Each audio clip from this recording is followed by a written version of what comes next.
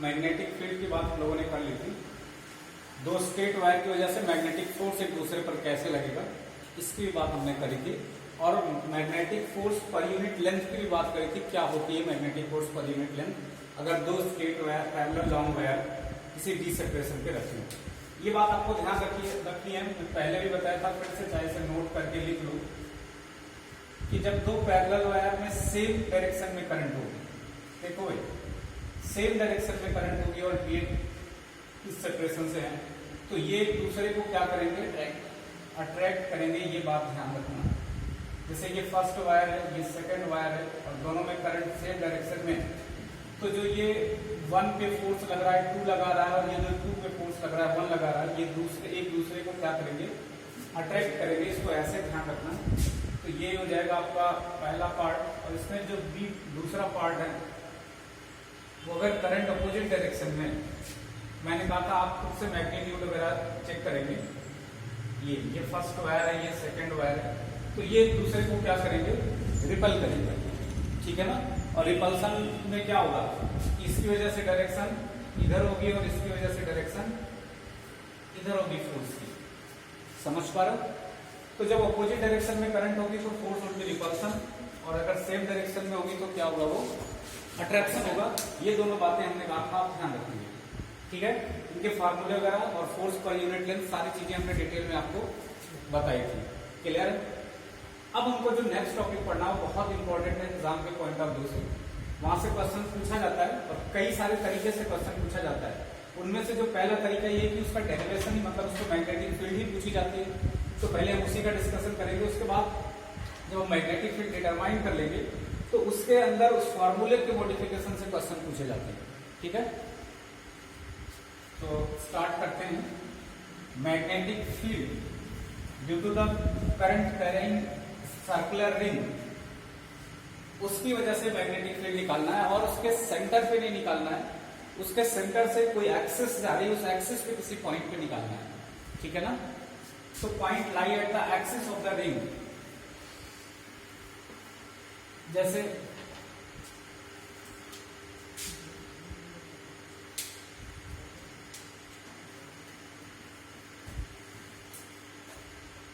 ये magnetic field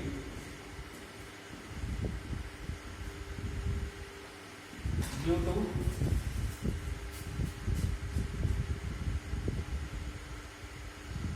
current carrying circular ring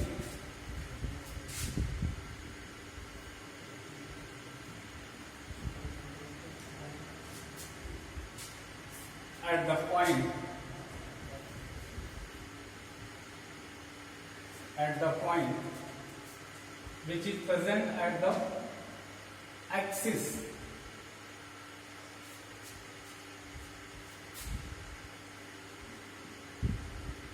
point lie at the axis of the ring, lie at the axis of the ring।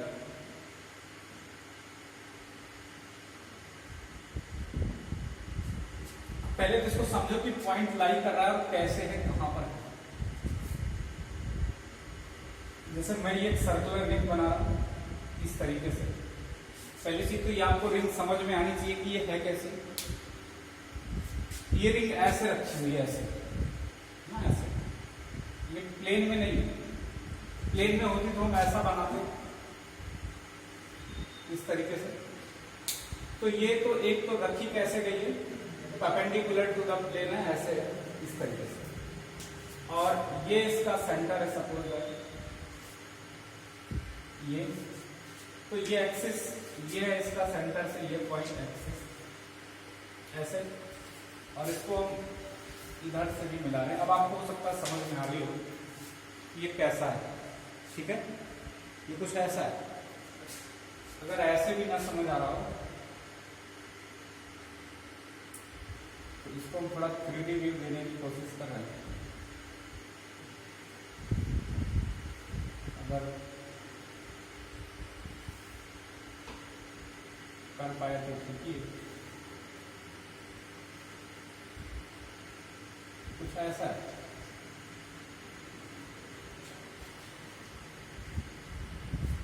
समझ आ रहा कैसा है ये?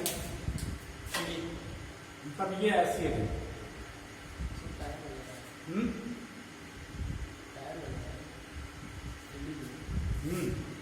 तो ये क्या है, इस तरीके से ऐसे, अगर हमको इसको रिंग माने, ये रिंग ऐसी, ठीक है ऐसे, तो इसमें करंट किसी डायरेक्शन में फ्लो कर रही होगी, और ऐसे एक्सिस इधर से और इधर से, ये सेंटर से जो पास हो रही, ये एक्सिस है। तो हमको किसी पर्टिकुलर पॉइंट पे इसकी क्या बतानी है, मैग्नेटिक फील्ड बतानी है। मान लेते हैं यहां पर बतानी है, ये कोई पॉइंट क्या है, P है, और यहां पर मैग्नेटिक फील्ड डिटरमाइन करनी है। और अगर इस सर्कल की, इस सर्कुलर रिंग है, इसकी जो रेडियस है, इसको हम कैपिटल R ले लेते हैं इस तरीके से, और यहां से इसकी जो डिस्टेंस है सेंटर से, जिस पॉइंट पे हम निकाल रहे हैं, इसको हमने x मान लिया। और ये जो पॉइंट है, इस पॉइंट से, अपर पॉइंट से हमने इस पॉइंट को मिलाया, ये, तो आप देखेंगे ये डिस्टेंस आई, इसको हमने स्मॉल आर लिया। क्या ले लिया? Small R. ये समझ आ रहा है?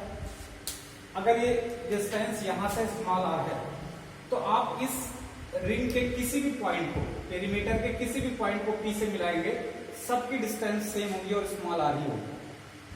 आपको अगर ऐसे ना समझ में आ रहा हो तो ऐसा समझिए कि ये सर्कुलर रिंग है ऐसे, और हमने ये कोई एक्सिस बनाई यहां पर, और ये पॉइंट है।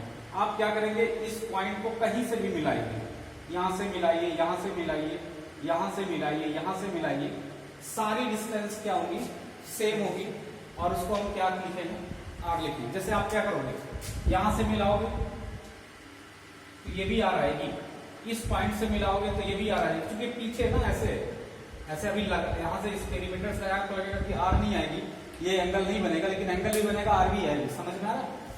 अपर पॉइंट से मिलाओगे तब भी यही डिस्टेंस आएगी, क्योंकि ये रिंग कैसी है, ऐसे, और अगर आप ऐसी रिंग है तो हर पॉइंट से इसकी डिस्टेंस क्या होगी, उस पर्टिकुलर पॉइंट पे इक्वल होगी। जैसे ये है, तो आप क्या करेंगे, जब यहां से यहां इस पॉइंट पे मिलाएंगे, इससे सेंटर से मिलाने वाली लाइन को, चाहे यहां से मिलाएं तब भी ये इससे वही एंगल बनाएगा और वही डिस्टेंस होगी।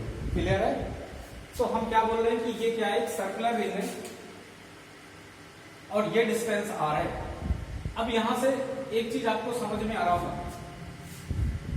कि ये एक राइट एंगल ट्रायंगल लग रहा है आपको, अरे लग रहा है कि नहीं लग रहा है? और राइट एंगल ट्रायंगल है, तो आर का रिलेशन एक्स और कैपिटल आर के साथ आपको समझ में आ रहा होगा कि ये होगा square root X square plus R का स्क्वायर। ये एक सिंपल सा रिलेशन समझ में आ रहा है। अब हमको यहां पर मैग्नेटिक फील्ड डिटरमाइन करना है, और इसमें सपोज दैट जो करंट की डायरेक्शन है वो ऐसी है, ये आई करंट इसमें क्या कर रही है, ऐसे फ्लो कर रही है, लाइक दिस। तो अगर इसको हम इस वाले हिस्से को ऊपर लें, इस वाले हिस्से को नीचे लें, तो आप देखेंगे कि फिर ये सामने ऐसे मूव बनेगा, इस तरीके से करंट फ्लो करेगी ना। जैसे बाहर जो बनेगा ये बनेगा, अंदर की साइड क्या बनेगा, ये बनेगा, ऐसा हम बता रहे हैं आपको। तो ऐसी सिचुएशन में आपको क्या समझ में आएगा, ये समझ में आएगा कि जो बाहर वाला लूप है इसमें करंट कैसे फ्लो कर रही है, ऐसे, और ये इस तरीके से। समझ रहे हो? तो अगर हम सामने से ऐसे देखते हैं, अगर ऐसे करंट फ्लो कर रही है इस तरीके से, तो हम इधर से अगर देखते हैं तो ये कैसे रहेगी, हमको एंटी क्लॉकवाइज लगेगी। और अगर इधर से कोई देखेगा तो उसको क्या लगेगी, ऐसे इस तरीके से फ्लो करेगी तो उसको क्या लगेगी, ये क्लॉकवाइज है। तो ओरिएंटेशन जो होगी, अगर वो चेंज करते हैं, मगर व्यू साइड चेंज करते हैं, तो करंट की डायरेक्शन क्या होगी, व्यूवर को अलग अलग दिखेगी। किसी को किधर दिखेगी, किसी को क्लॉकवाइज दिखेगी, किसी को एंटी क्लॉकवाइज। तो अभी हम ये माने कि ये हिस्सा बाहर की तरफ है और ये हिस्सा अंदर की तरफ है। आप उल्टा भी कर सकते हैं, इसको अंदर करेंगे, इसको बाहर करेंगे, जैसा आपको समझ में आएगा, तो वो चेंज हो जाएगा उसके अकॉर्डिंग। तो फिलहाल अभी हम क्या बता रहे हैं आपको कि हम इसको ऐसा कर रहे हैं कि ये पॉइंट बाहर वाला है, अगर ये थोड़ा भी दिक्कत कर रहा हो तो इसको ऐसे मिटा दो, और आपको समझना वही है जो मैं बता रहा हूं। क्या समझना है कि ये पॉइंट बाहर से,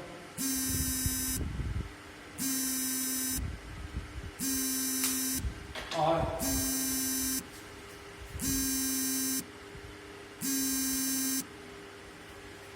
ये पॉइंट क्या है, बाहर से, और इसमें करंट इस तरीके से फ्लो कर रही है। तो ये जो बाहर वाला, ये वाला बाहर वाला हिस्सा है, उसमें इस तरीके से करंट फ्लो करेगी ऐसे। अब जब इसमें ऐसे करंट फ्लो करेगी और हमको फील्ड निकालना है इस पॉइंट की, तो आपको अगर इस पॉइंट को हम एक छोटा सा करंट एलिमेंट वेक्टर लेते हैं, ये जिसकी लेंथ क्या है, dl, ठीक है, और इसकी अगर लेंथ dl है तो करंट एलिमेंट वेक्टर idl हो जाएगा, और idl की डायरेक्शन करंट के डायरेक्शन में होगी इस पॉइंट पे, मतलब इस पॉइंट पे टेंजेंट के लॉन्ग होगी। अब इस पॉइंट पे टेंजेंट कैसे होगा, जैसे ये है सर्कुलर लूप आपका, और ऐसी करंट फ्लो कर रही है ऐसी, तो इस पे करंट किधर होगी, इस डायरेक्शन में ना। इस पॉइंट पे करंट कैसी होगी, ऐसे जाएगी, और अगर ऐसे करंट जा रही इस डायरेक्शन में, तो आप क्या करेंगे, अंगूठा ऐसे रखेंगे, आगे की तरफ करंट निकालनी है तो इधर आ जाएगी, ठीक है। और अगर इधर की तरफ करंट आ रही है तो आप ऐसे रखेंगे, टेंजेंट के लॉन्ग, करंट का क्या होगा, टेंजेंट के लॉन्ग, तो ऐसे अपवर्ड आएगी।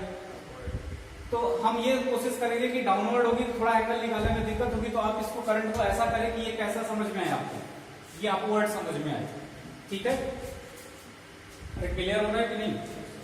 तो हम क्या करते हैं, इसको अपोजिट डायरेक्शन में कर देते हैं, करंट को ऐसा कर देते हैं, तो इसकी डायरेक्शन रिवर्स हो जाएगी, ऐसी हो जाएगी, और इसकी डायरेक्शन कैसी हो जाएगी, इस तरीके से,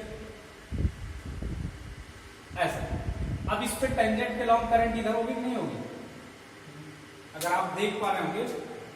अब अगर इधर करंट है तो हमने कहा कि लूप इस तरीके से होगा, ऐसे, तो ऐसे करेंगे, और पॉइंट यहां है, तो इस पॉइंट को हम ऐसे ले जाएंगे, तो इसके परपेंडिकुलर पुश करने की ये डायरेक्शन होगी, तो आप देखेंगे कि ये करंट, ये आएगी मैग्नेटिक फील्ड की डायरेक्शन इस छोटे से एलिमेंट की वजह से, तो किधर होगी, इससे परपेंडिकुलर, इस लाइन से परपेंडिकुलर, मतलब ऐसा आएगा मैग्नेटिक फील्ड, ये,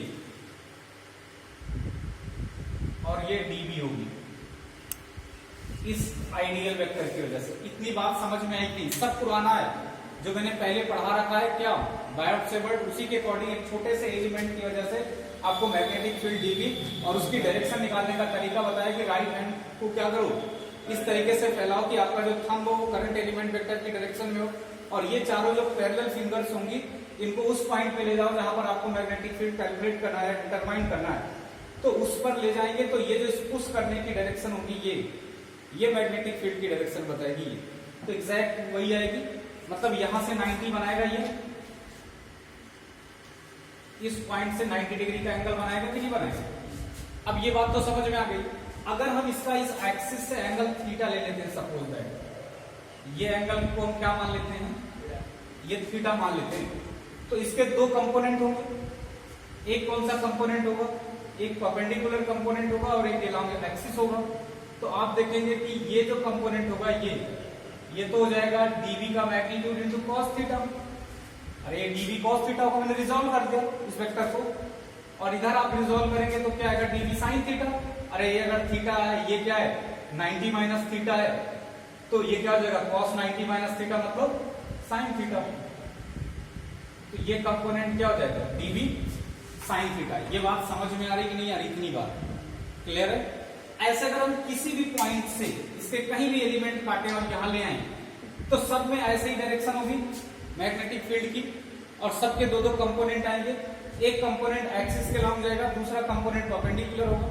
जैसे हम आपको दो अपोजिट पॉइंट पे काट के दिखा रहे हैं, तो वहां से आपको सारी चीजें क्लियर हो जाएंगी। इसको समझ लो, बहुत जरूरी है, नहीं तो फिर बाद में आप याद करोगे और क्वेश्चन पूछेगा तो आपसे निकलेगा नहीं, क्योंकि जब इसकी सारी बातें आप जान नहीं पाओगे तो क्वेश्चन कहां से निकलेगा। देखो जैसे ये है, इसका अपर पॉइंट ये, मैंने इस पॉइंट पे करंट एलिमेंट वेक्टर लिया और ये डायरेक्शन आई, तो यहां से इस एक्सिस पे इधर की तरफ मैग्नीट्यूड है, सॉरी डायरेक्शन आई फील्ड की। हमने एक पॉइंट नीचे से काटा, उसको भी ऐसे मिलाया, तो यहां पर अगर करंट की डायरेक्शन इधर है तो यहां किधर होगी, इस साइड होगी, और इस साइड होगी। तो हम ऐसा करेंगे, अगर आप ध्यान से देखो ऐसा, तो यहां पर फील्ड कैसे आएगी, नीचे की तरफ आएगी। तो आप देखेंगे कि इस पॉइंट को अगर हम ऐसा बनाते हैं, तो बहुत सिमेट्रिकल फिगर बनता है ऐसे। तो यहां भी क्या होगा, ऐसी फील्ड आएगी, अरे इसके परपेंडिकुलर फील्ड आएगी नहीं आएगी, जैसे वहां आई है ऐसे, ये भी डीबी होगी, ठीक है। और एकदम सिमेट्रिकल, जैसे अपर पॉइंट पे एंगल थीटा बना, बिल्कुल वैसे एंगल यहां पर भी थीटा बनेगा, समझ रहे हो, ये डीबी। और इसको भी रिजॉल्व करोगे तो इधर वाला डीबी कॉस थीटा इस एक्सिस के अलोंग आ जाएगा, और इधर वाला जो आएगा वो क्या आ जाएगा, डीबी साइन थीटा आ जाएगा। समझ रहे हो नहीं समझ रहे हो। और हर पॉइंट पे आप देखेंगे, जैसे एक हमने क्या किया, एक ऊपर लिया एक नीचे लिया, एक ऐसे ऊपर लिया और एक नीचे लिया, तो एक साइन का कंपोनेंट इधर, एक साइन का कंपोनेंट इधर, दोनों कॉस वाले इधर। ऐसे एक पॉइंट यहां लें और एक पॉइंट जस्ट इसके अपोजिट यहां लें, तो आप देखेंगे जो ऐसे जाएगा उसमें फील्ड ऐसे आएगी, और जो ऐसे जाएगा उसमें फील्ड ऐसे आएगी। दोनों के कॉस कंपोनेंट सीधे हो जाएंगे, दोनों के साइन कंपोनेंट अपोजिट हो जाएंगे। आप देखेंगे इस पूरी सर्कल पे अगर बहुत सारे पॉइंट ले लो तो हर पॉइंट का एक अपोजिट पॉइंट होगा, और सबकी वजह से फील्ड क्या होगी, जो कॉस कंपोनेंट होगी वो ऐड होती जाएगी और साइन कंपोनेंट आपस में कैंसिल होती जाएगी। आप देखिए ये डीबी साइन थीटा का जस्ट अपोजिट है, इक्वल एंड अपोजिट वेक्टर, क्या हो जाएगा, नेट रिजल्ट टाइम 0। तो ये कॉस वाले सारे कंपोनेंट क्या होते जाएंगे, ऐड होते जाएंगे, और साइन वाले सारे कंपोनेंट एक दूसरे से कैंसिल होते जाएंगे जितने भी पॉइंट यहाँ पर बनेंगे। इसका मतलब ये है कि अगर हम क्या करें, इस डीबी वाले फील्ड को, साइन को कैंसिल कर देते हैं, डीबी कॉस थीटा को इंटीग्रेट कर लेते हैं, तो जो सम आएगा, इंटीग्रेशन का मतलब सिर्फ और केवल सिर्फ इंटीग्रेशन किस कंपोनेंट का करेंगे, कॉस वाले कंपोनेंट का, because all sine component are cancel to each other by the opposite point at the ring. जैसे top and lower most point पे दोनों अपोजिट होंगे, इधर राइट और लेफ्ट पे अपोजिट होंगे, इस कॉर्नर से हर जगह आप क्या देखेंगे कि एक पॉइंट दूसरे पॉइंट के क्या होगा, अपोजिट होगा, और अपोजिट होगा तो हर पॉइंट पे क्या होगा, साइन कंपोनेंट कैंसिल होगा, सिर्फ और केवल सिर्फ कौन सा कंपोनेंट बचेगा, कॉस कंपोनेंट बचेगा। कॉस कंपोनेंट का समेशन कर लें तो यहाँ पर मैग्नेटिक फील्ड आ जाएगी, और उसकी डायरेक्शन किधर होगी, मजे की बात है उसकी डायरेक्शन एक्सिस के अलोंग होगी। समझ रहे हो कि नहीं समझ रहे हो, उसकी डायरेक्शन किधर होगी, एक्सिस के अलोंग, और आगे होगी रिंग से दूर जाती हुई डायरेक्शन। क्लियर है, अरे आ रही इतनी बात समझ में नहीं। अब दूसरी बात यहाँ पर देखो, अगर ये आ गया तो हम अगर इन अपर मोस्ट और लोअर मोस्ट पॉइंट को, दोनों के कॉस को, साइन के कंपोनेंट को कैंसिल करके 2 dB cos थीटा कर देते हैं, तो हमको जो dl की आगे चल के लिमिट रखनी पड़ेगी वो आधी रखनी पड़ेगी, 0 से पाई आर। क्यों पाई आर, क्योंकि जब हम इधर से इधर लिमिट रखेंगे तो 2 क्या करें, हमने 2 dB cos थीटा लिया है, तो इधर से इधर जो लिमिट रखेंगे 1 dB cos थीटा पे, तो दूसरे वाले dB cos थीटा पे यहां से यहां आ जाएगा ये। अरे इसको इधर इंटीग्रेट करेंगे तो ये इधर इंटीग्रेट होगा, अगर दोनों को लेंगे तो एक को लेते हैं, जैसे इसी को लेते हैं और इसी को कंप्लीटली इंटीग्रेट करते हैं तो पूरी लिमिट रखनी पड़ेगी। लेकिन अगर हम इसको भी लेते हैं, इसको भी लेते हैं और दोनों को जोड़ के 2 dB cos थीटा कर देते हैं, फिर उसको इंटीग्रेट करेंगे, तो हम इंटीग्रेट तो इतना करेंगे, इतने में क्या होगा, ये वाला यहां तक आ गया तो ये वाला कहां चला जाएगा, यहां तक, तो पूरा आ जाएगा। तो इसके दो तरीके हो गए, एक क्या लें, हम केवल dB cos थीटा लें, उसको इंटीग्रेट करें from limit 0 to 2 pi R, तब भी मैग्नेटिक फील्ड आ जाएगी। दूसरा कॉन्सेप्ट क्या है कि इन दोनों को हम ऐड कर लें, और ऐड करने के बाद क्या करें, इंटीग्रेट करें, तो लिमिट कहां से कहां तक रखनी पड़ेगी, 0 से पाई आर, क्योंकि 0 से पाई आर इधर रखेंगे तो हाफ रिंग ये आ जाएगी, और इधर से हाफ रिंग अपने आप आ जाएगी, क्योंकि हमने 2 से मल्टीप्लाई कर लिया है। समझ में आया कि नहीं समझ में आया। तो इस तरीके से सबके साइन कंपोनेंट कैंसिल हो जाएंगे, केवल कॉस कंपोनेंट होगा, उसका समेशन करेंगे, मतलब इंटीग्रेशन करेंगे, और क्या आ जाएगा, मैग्नेटिक फील्ड इस पॉइंट पे आ जाएगा, उसकी डायरेक्शन एक्सिस के अलावा होगी। क्यों होगी, सारी बातें हमने डिस्कस करी। क्लियर है, चलिए अब देखते हैं इसको हम कैसे कैलकुलेट करेंगे। तो कैलकुलेट करना बहुत आसान है, हमने आपको बताया है, क्या बताया है, बायोट-सेवर्ट लॉ में कि dB = क्या होता है, म्यू नॉट IDL क्यों, और IDL sine theta upon 4 pi R square. ये फॉर्मूला तो आप वैसे ही जानते हैं, अरे जानते कि नहीं जानते। अब ये तो बात dB की है, इस छोटे से एलिमेंट की वजह से जो मैग्नेटिक फील्ड dB है वो है। अगर मैं आपसे पूछूं कि यहां पर बताओ कि साइन थीटा की वैल्यू कितनी है, यहां पर साइन थीटा की वैल्यू कितनी है, तो यहां से आपको देख के अंदाजा लगा पाओगे कौन सा एंगल है साइन थीटा, कौन सा, 90 डिग्री। बहुत बढ़िया, पता नहीं आप जान के बता रहे हैं कि वैसे बता रहे हैं, वैसे 90 डिग्री अगर बता रहे हैं तो बहुत अच्छा बता रहे हैं। देखिए ये करंट की डायरेक्शन है टेंजेंट के लॉन्ग, ऐसे, और यहां से कोई भी पॉइंट आप बच्चे समझते हैं कि इंक्लाइन हो गया तो एंगल चेंज हो जाएगा, ऐसे होगा ये तब भी 90 होगा, ऐसे हो जाएगा ये तब भी 90 होगा, ऐसे हो जाएगा तब भी ये 90 होगा। मतलब इस टेंजेंट से आप इस लाइन को सीधा करिए, टेढ़ा करिए, कहीं से भी उनको लगता है कि ये इंक्लाइन है, तो इससे कुछ तो इससे एंगल ही नहीं समझ पा रहे होंगे कि इससे कौन सा एंगल है, इसका मतलब है टेंजेंट के लॉन्ग, समझ रहे हो ना। तो ये टेंजेंट हुआ, ये सर्कल है, ये रिंग है, ये करंट एलिमेंट वेक्टर की डायरेक्शन है, और ये वाली आपकी वो है जो एक्सिस से जाके मिल रही है। तो ये लाइन चाहे ऐसे मिले, चाहे ऐसे मिले, चाहे ऐसे, सबसे क्या बना रही होगी 90। तो इस थीटा से यहाँ लेना देना नहीं, ये दूसरा एंगल है। ये एंगल किसके बीच का है? करंट एलिमेंट वेक्टर और उस पोजीशन वेक्टर का है जहां से एलिमेंट वेक्टर को मिला करके हम फील्ड डिटरमाइन करते हैं। तो मतलब इस वेक्टर के बीच में और आइडियल के वेक्टर के बीच में एंगल क्या है? 90 डिग्री होगा। कैसे होगा समझ में आया सभी को? तो ये साइन 90 को हम क्या रख दें?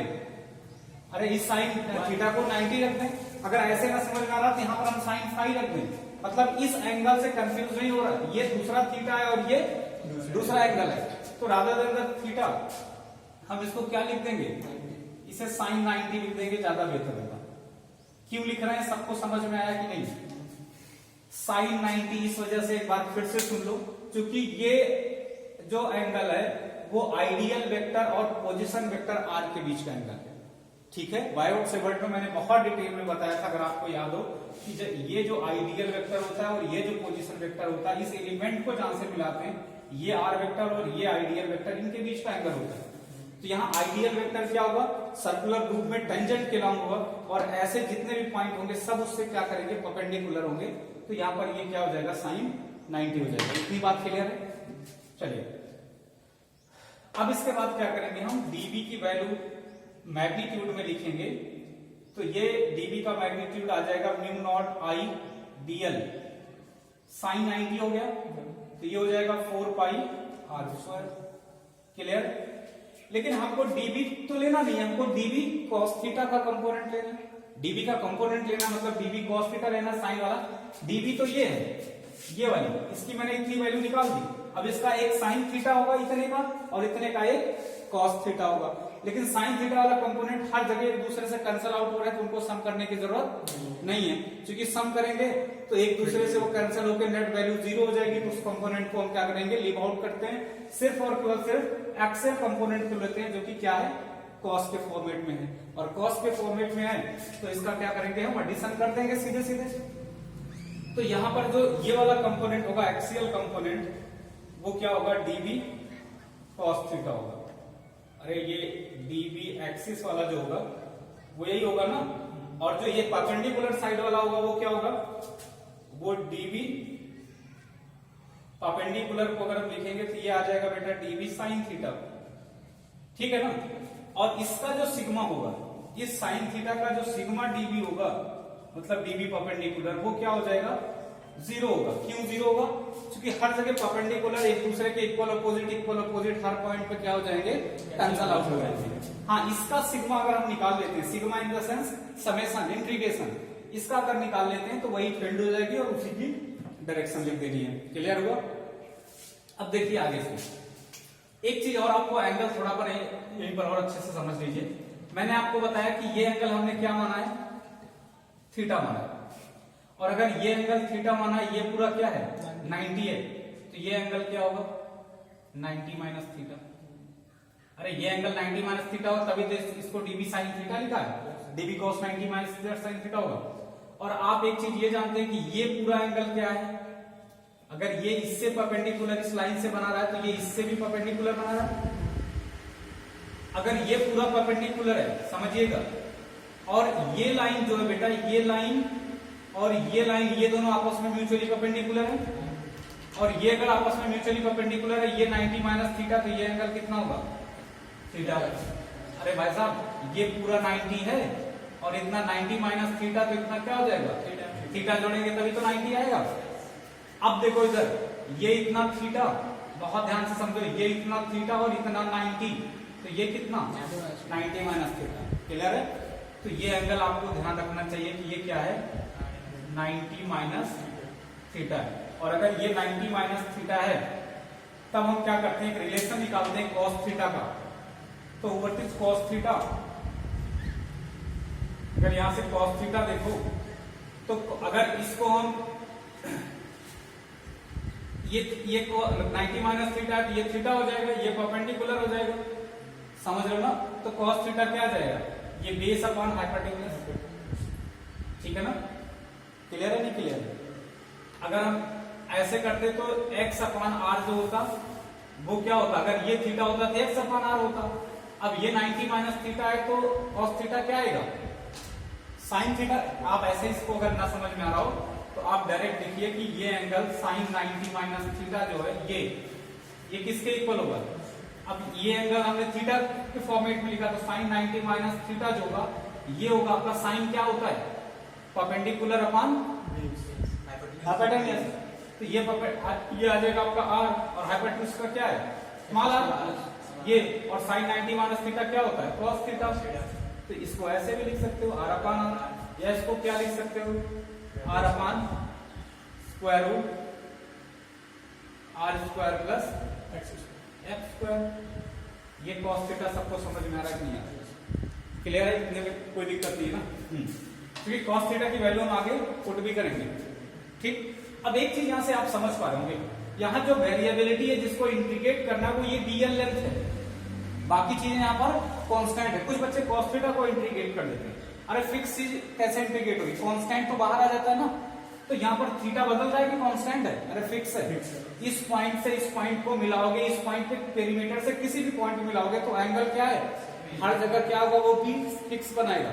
और इसका मतलब थीटा कांस्टेंट हो गया तो cos थीटा कांस्टेंट है, और cos थीटा कांस्टेंट होगा तो हम क्या करेंगे, इंटीग्रेशन में से बाहर ले लेंगे, केवल आइडियल का इंटीग्रेशन करेंगे। क्लियर, इतनी बात समझ में आ रही है? इसको नोट करिए फिर आगे बताते हैं, थोड़ा जगह बनाए तो।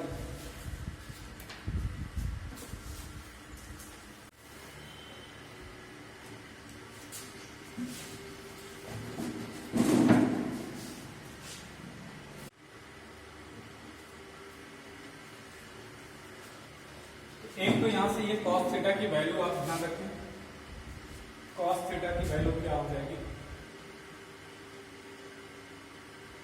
Capital R upon square root R square plus X square. दूसरा हमने आपको कहा कि ये जो dB है इसमें dB cos थीटा की वैल्यू आपको ध्यान रखनी है, क्योंकि साइन वाला कंपोनेंट तो कैंसिल हो जाएगा। अब हमको ये वाला क्या चाहिए, इसका पूरा समेशन चाहिए। तो जो बी नेट आएगी इस पॉइंट पे, मतलब dP जो आएगी वो होगी integration of dB cos theta, इसका फुल इंटीग्रेशन। और अगर हम इसका पूरा कंप्लीट वैल्यू रखें dB की, तो dB यहां से क्या आ जाएगा, cos थीटा, तो थीटा कांस्टेंट है तो cos थीटा बाहर ले रहे हैं, ठीक है। ये हो जाएगा इंटीग्रेशन ऑफ dB, और dB की पूरी वैल्यू अभी मैंने लिखी थी, फिर से लिख दे रहे हैं कि cos थीटा क्या हो जाएगा, म्यू नॉट आई dl।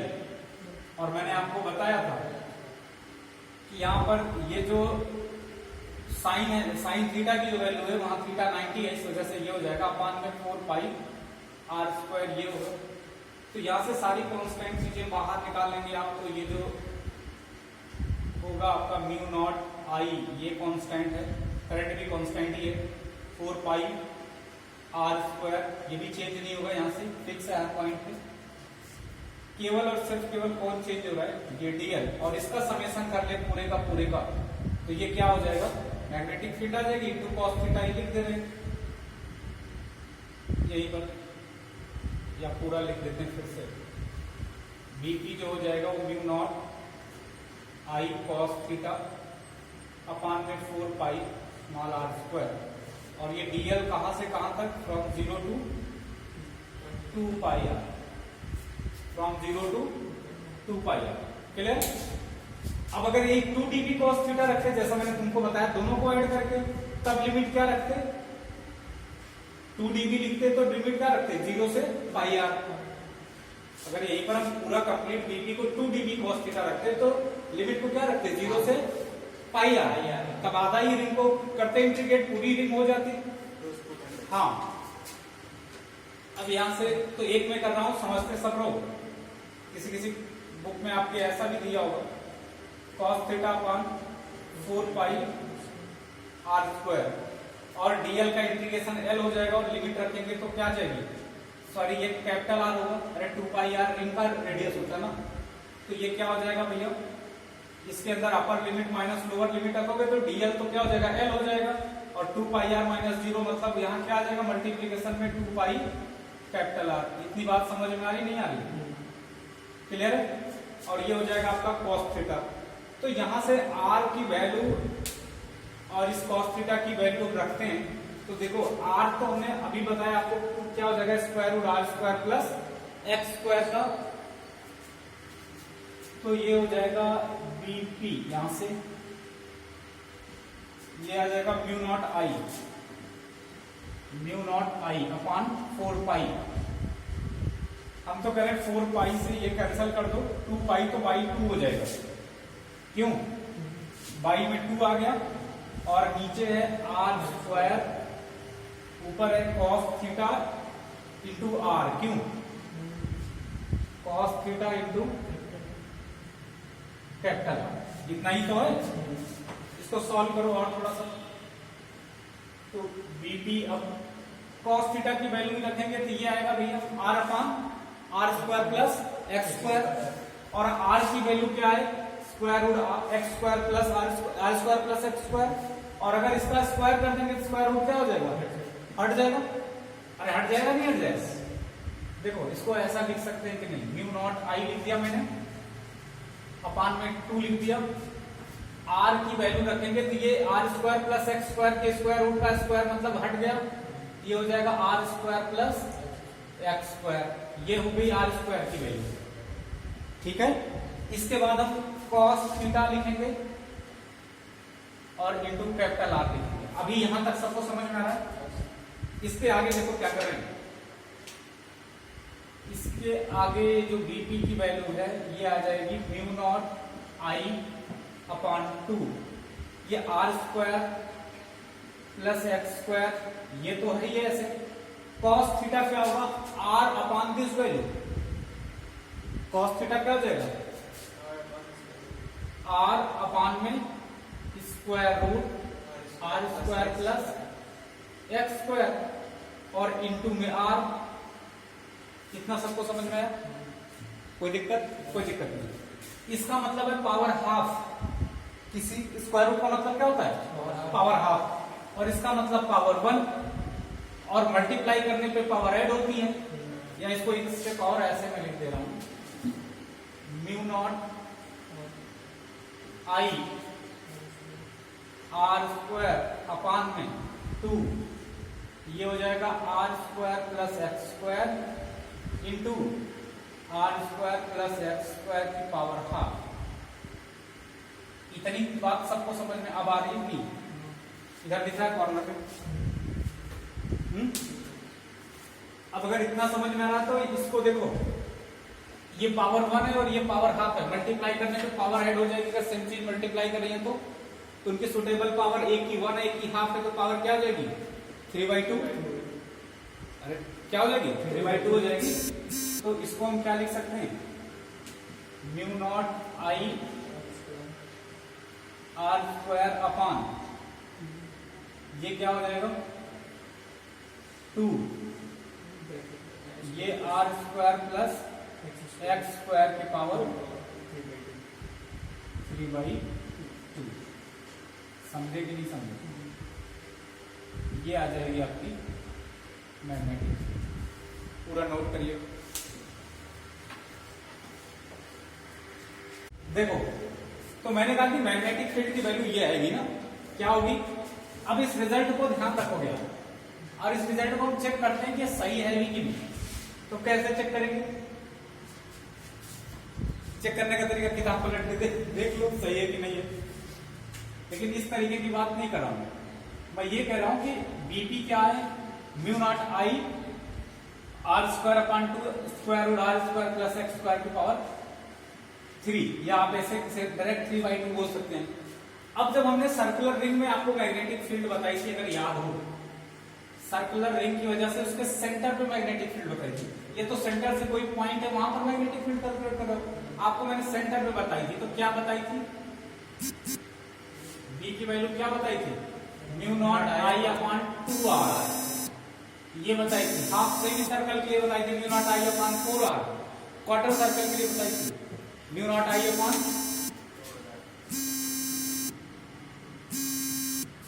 म्यू नॉट आई अपॉन 8r, क्वार्टर सर्कल के लिए बताई थी। पर्टिकुलर एंगल पे बताई थी, तो ये म्यू नॉट आई अपॉन 2r होता था।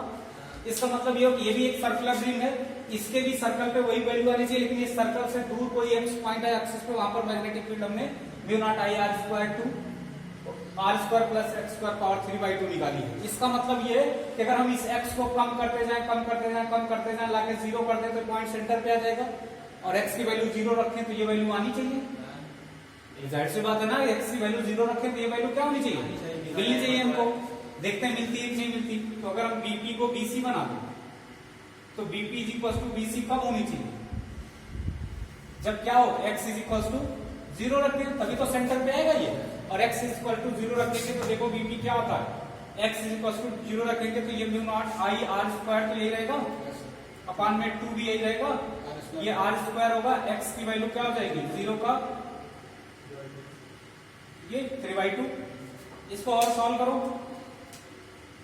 ये हो जाएगा mu naught I into R square upon में हो जाएगा 2, ये आर स्क्वायर की पावर 3/2 करोगे तो इससे ये कैंसल होगा नहीं होगा? अरे भैया ऐसे नहीं समझ में आ रहा तो ऐसे समझ लो, ये आर स्क्वायर है इंटू पावर 3/2, ठीक है ना। पावर पे पावर मतलब पावर मल्टीप्लीकेशन में 2 से 2 कैंसल हो गया, क्या आ जाएगा mu naught I into R square upon 2 times R cube, ठीक है। और इससे दो पावर, इसकी दो पावर कैंसिल होगी तो एक पावर बचेगी नीचे वाले पे, और ये पूरा कैंसिल हो जाएगा। अगर ये आर स्क्वायर है तो ये पूरा कैंसिल होगा इसके दो पावर से, इस पे एक पावर बचेगी, तो ये क्या हो जाएगा म्यू नॉट आई अपॉन 2r। इसका मतलब सही है। अरे म्यू नॉट आई अपॉन 2r आ रहा है, यहां से भी आ रहा है, तो यहां पर क्या होगा सेंटर पे फील्ड म्यू नॉट आई अपॉन 2r होगी। जैसे जैसे उधर जाते जाएंगे एक्स की वैल्यू बढ़ती जाएगी तो फील्ड की वैल्यू कम होती जाएगी, क्योंकि डिनोमिनेटर बढ़ेगा तो बी की वैल्यू क्या होती जाएगी, कम होती जाएगी। धीरे धीरे ये डिक्रीज करेंगे एट इन्फिनिटी टेंडिंग टू 0 हो जाएगी। इन्फिनिटी पे क्या होगी, टेंडिंग टू 0 हो जाएगी, ठीक है भैया। आया समझ में नहीं आया?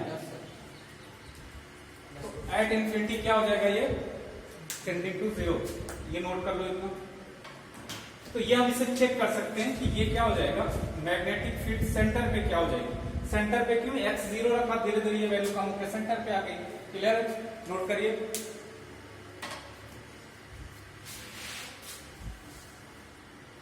मैग्नेटिक फील्ड मैंने करंट के एक सर्कुलर लूप की वजह से उसके किसी एक्सियल पॉइंट पे बदल दिया। यहां से हमने कई सारी चीजों की वजह से आपको मैग्नेटिक फील्ड बताई है, और सबको आप सेपरेट अलग अलग ध्यान देंगे। जैसे मैंने एक स्ट्रेट वायर की वजह से बताई, इनफाइनाइटली लॉन्ग किसी पॉइंट पे, तो वो बताई थी म्यू नॉट आई अपॉन 4 पाई डी साइन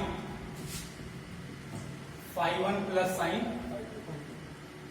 φ2, ठीक है। दूसरी बात मैंने बताई थी आपको, जब इसी को सेमी इनफाइनाइट कर दें तो एक पॉइंट आ जाएगा, तो वहां पर ये वैल्यू क्या हो जाती थी, सॉरी पहले हम इनफाइनाइट करेंगे तो ये दोनों क्या हो जाएंगे 1 + 1 2 हो जाएंगे, मतलब φ1 और φ2 क्या हो जाएंगे, हाँ 90 प्लस साइन 90 प्लस साइन 90 ये 2 हो जाएगा, 2 पाई डी हो जाएगा। एक फिर सेमी इनफाइनाइट बताई थी, ठीक है। फिर सर्कल का बताया था, और उसके बाद हमने क्या बताया था, पैरेलल वायर की वजह से फील्ड एक दूसरे पे लगेगा तो फोर्स बताया था। तो फील्ड, इसके बाद मैंने आपको क्या बताया, सर्कुलर रिंग की वजह से किसी एक्सियल पॉइंट पे फील्ड, तो सारे तरीके से फील्ड बनता है कि, और दो फील्ड और हमको बतानी है। एक सोलिनॉइड है थोड़ा सा तुम्हारे में, जो इसी का एप्लीकेशन है जो अभी मैंने बताया, और एक टोरॉइड। इसके बाद फिर कोई फील्ड हमको बतानी नहीं, मतलब ये पहले वाले टॉपिक में लगभग ऑलमोस्ट क्या हो जाएंगी, चीजें खत्म हो जाएंगी। दूसरा इसमें एक टॉपिक साइक्लोट्रॉन बताना है, नहीं तो ये टॉपिक आपका क्या है, कंप्लीट हो जाएगा। समझ में आ रहा है? तो पूरा रिवाइज कर लेंगे आप अच्छे से, अब इसमें कुछ बचा नहीं है। तो नेक्स्ट स्टेप पे हम लोग क्या करेंगे, या तो साइक्लोट्रॉन पढ़ेंगे या पहले हम सोलिनॉइड में जैसे फील्ड बता देंगे। बस थोड़ा सा ही जान लो कि सोलिनॉइड या टोरॉइड होते क्या है। जैसे यहाँ पर हमने एक सर्कुलर रिंग ऐसे बनाई थी। अब जो सोलिनॉइड होता है और जो टोरॉइड होता है यहाँ पर थोड़ा सा समझ लो ताकि हमको आगे बताने में भी आसानी रहेगी। जो सोलिनॉइड होते हैं, सोलिनॉइड का मतलब ये होता है कि जैसे ये कोई सिलेंडर है ऐसे, तो सिलेंडर का क्रॉस सेक्शन कैसा होता है, सर्कुलर होता है ऐसा। अब इस पे हम क्या करते हैं कि कोई ऐसे करंट कैरिंग वायर ले, इसमें करंट बाद में पास करेंगे, ऐसे सर्कुलरली क्या कर देंगे, रैप कर देंगे। इस स्ट्रक्चर को क्या बोलेंगे हम, सोलिनॉइड कहते हैं। समझ में आ रहा है? तो आप देखेंगे क्या है, ये भी अगर एक पार्ट को काटो तो एक रिंग होगी, ऐसे बहुत सारी रिंग क्या है किसी सिलेंडर पे क्या करी गई है, राउंड करके लपेटी गई है। तो इसका ये मतलब हुआ कि जैसे वहां पर एक रिंग की वजह से हमने फील्ड निकाली थी, ऐसे इसके एक्सिस पे बहुत सारी रिंग की वजह से फील्ड निकाल सकते हैं।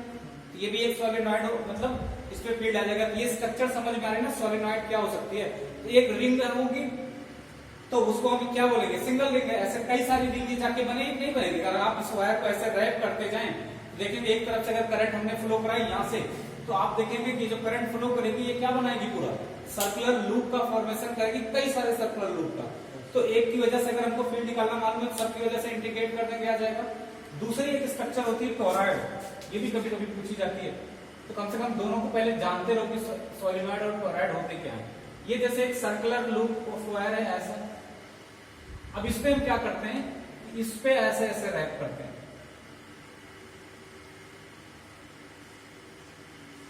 ये समझ में आ रहा है? तो इस स्ट्रक्चर को हम क्या बोलते हैं, टोरॉइड कहते हैं। तो दोनों में बेसिक डिफरेंस समझ में आ रहा है। उसमें ये सर्कुलर रिंग ऐसे ऐसे है और इसमें क्या है, किसी सिलेंडर पे ऐसे ऐसे रह गई है। तो इनकी वजह से भी फील्ड पढ़ना है, बहुत ज्यादा डिटेल में नहीं है, बस आपको डायरेक्ट फॉर्मूले जानने हैं। तो इनमें है, इसका डेरिवेशन भी हम बता देंगे। तो ये दो हैं, ठीक है। और उसके बाद केवल साइक्लोट्रॉन है। फिर हम नए टॉपिक की तरफ बढ़ेंगे। तो आप इसे अच्छे से रिवाइज करिए, क्वेश्चन लगाइए, ठीक है।